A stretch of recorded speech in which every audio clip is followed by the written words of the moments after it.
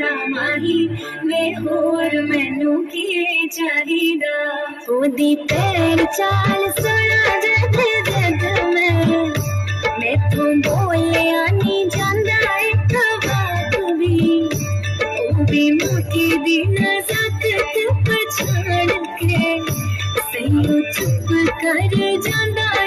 आप भी जदों अखियां दा नूर होवे सावे दुपट्टा सिरों नहीं लाहीदा सुरमेदानी